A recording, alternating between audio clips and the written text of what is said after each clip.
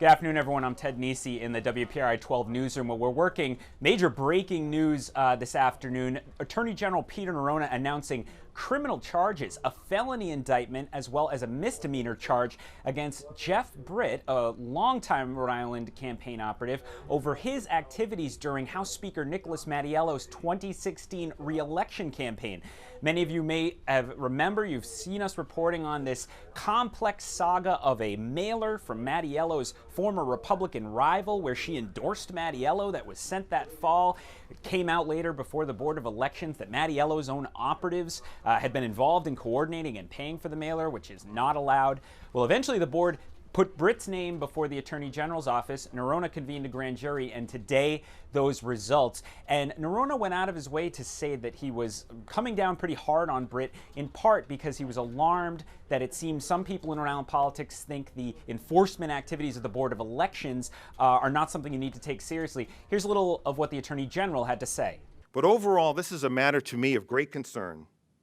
And so accordingly, I want to assure the people of Rhode Island that this office and this administration will stand behind the board in the review and investigation of election and campaign finance law violations. Simply ignoring the board's attempts to gain information without legally justifiable grounds will be a strong indication to this office and to me that the full investigative weight of this office should be utilized.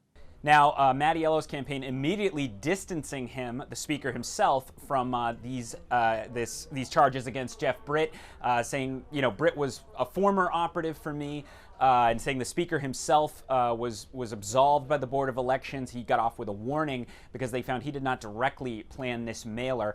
Britt himself, we haven't heard yet from his attorney. He's represented by former U.S. Attorney Bob Correnti, who acknowledged to us in the past he was aware of what was going on here. But certainly, the announcement today, I think, is something that will shake up around politics, not only because it goes to the heart of an election campaign. Mattiello won by only 85 votes and kept him in place as the state's most powerful lawmaker back in 2016, but also for the Attorney General's strong statement about how he is going to have the back, effectively, of the Board of Elections as they pursue enforcement activities and try to clean up some of the shadowy shenanigans that have long dogged Rhode Island politics. So my colleagues Steph Machado and Eli Sherman were with Attorney General Neronha at his office for this announcement. They're out gathering reaction. We'll have much more all day on Eyewitness News and starting at 5 o'clock on Eyewitness News on Channel 12. Stick with us. Ted Nesi, Eyewitness News.